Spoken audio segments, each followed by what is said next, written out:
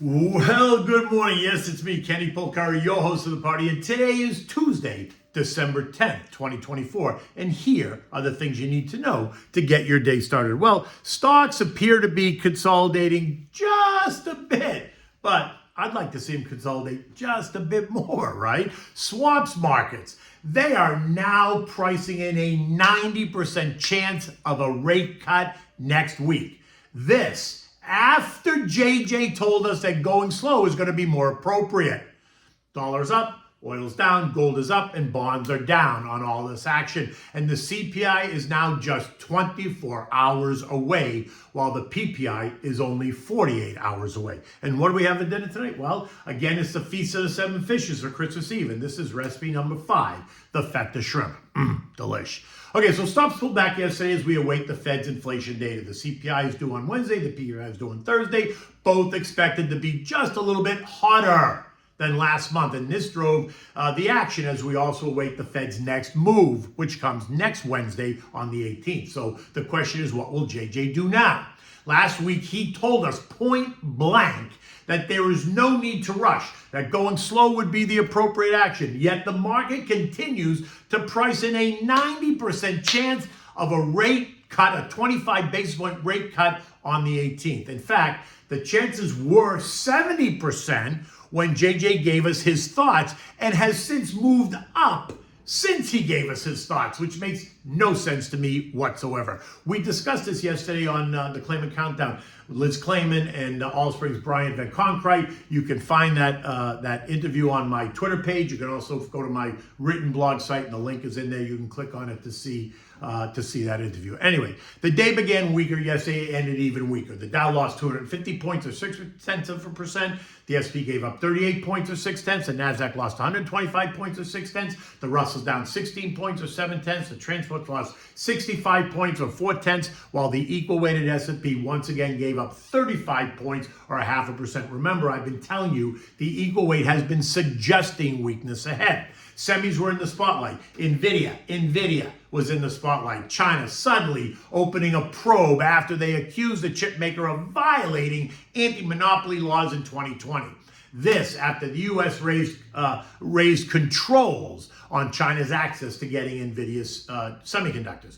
As you can imagine, this sent the stock reeling. Well, not completely reeling. It was down 3.7% at 11 o'clock in the morning before ending the day down 2.5% as investors tried to price in what this probe really means to the longer-term narrative. Now, I, for one, am not selling my Nvidia on that headline at all. And then Bank of America's analyst Vivek Arya, he downgraded AMD, citing concerns over competition with Nvidia, suggesting, guess what? It's not an easy fight. While also noting that AWS, the Amazon Web Services, has a preference for the Marvel and Nvidia products rather than the AMD products. AMD lost 5.5%. Well, guess what? Marvel lost 5.5% too. That doesn't make sense, right? I mean, he gave a bullish story for Marvel.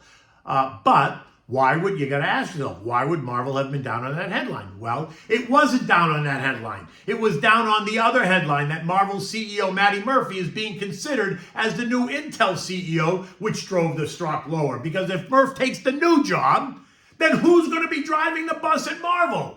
It's about the uncertainty of leadership that drove Marvel lower, right?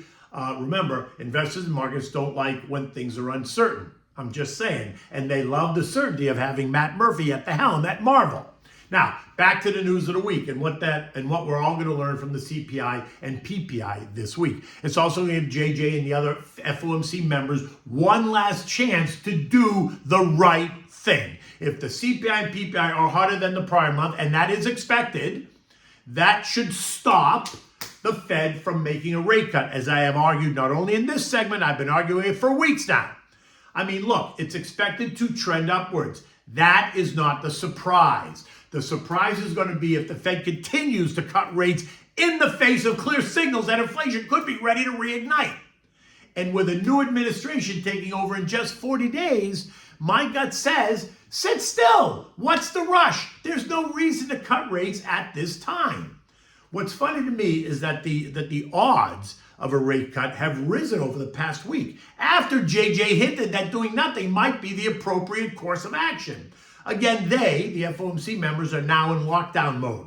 right? So pay attention to the front page of the Wall Street Journal over the next week, right? Nikki T, who is their mouthpiece when they can't speak, if he hints at a decision, or he hints what that decision might be, right? And if he doesn't, then watch for a breaking Goldman Sachs special report, because this is like taking candy from a baby. If it's either Nikki or it's Goldman, that's who the Fed uses as their mouthpiece when they can't speak, to give everyone kind of a clue on what they're thinking. Now, investors sold bond forcing yields higher. The TLT lost 0.9, the TLH lost 0.6. The two-year yield rose 3 basis points. The T-yield 4.13. The 10-year rose 6 basis points, is now yielding 4.22. Remember, I'm still in the camp. We're going to see 4.5% on the 10-year before we see 4%.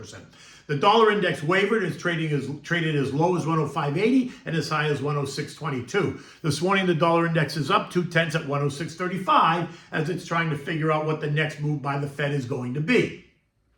Remember, the dollar gets stronger if the Fed does nothing. So keep your eyes on the chart to see what the dollar traders think the Fed is going to do. If it continues to tick higher, then that suggests that the traders think the Fed does nothing. If we see the dollar plunge, then that's going to suggest that they're changing their mind and a 25 basis point is coming. Oil rose yesterday up 1.4% to end the day at 68.16 on the back of the China loose monetary policy news and the Syrian news.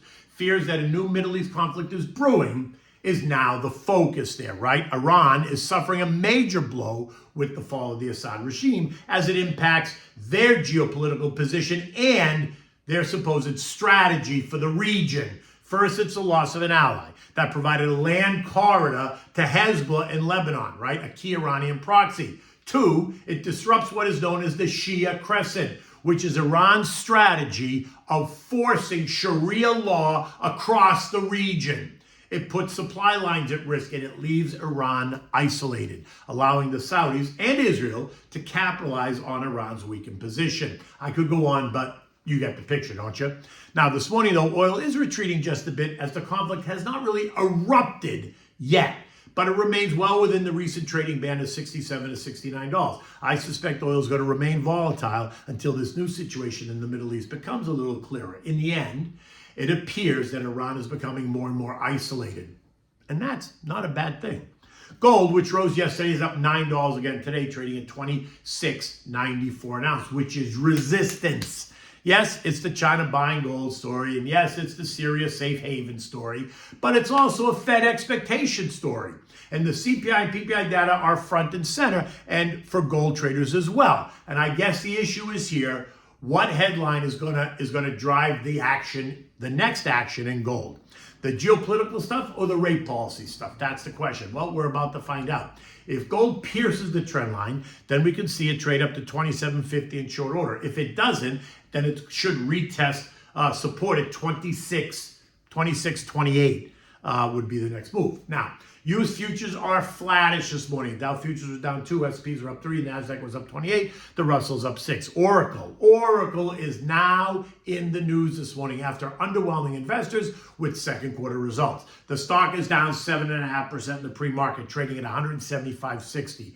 They posted what some call disappointing growth metrics, which missed the high expectations the street had been hoping for.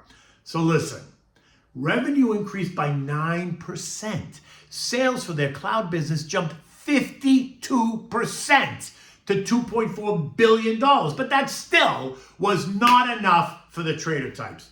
Or is it just the fact that the trader types have taken the stock up 80% year to date and it's up 36% in the last quarter alone ahead of the results? So could it just be some profit taking, especially if you think that there's maybe more volatility ahead? In my mind, yesterday's report is not a disappointment. A 52% increase in cloud infrastructure business is not a reason to hit the sell button. But stretched valuations created by the same traders that are now hitting the sell button is a reason to maybe take some profits. Now, European markets are flattish. Guess what? Yesterday it was Germany, Spain, and Italy that were lower, while the Euro stocks, UK, and France are all higher.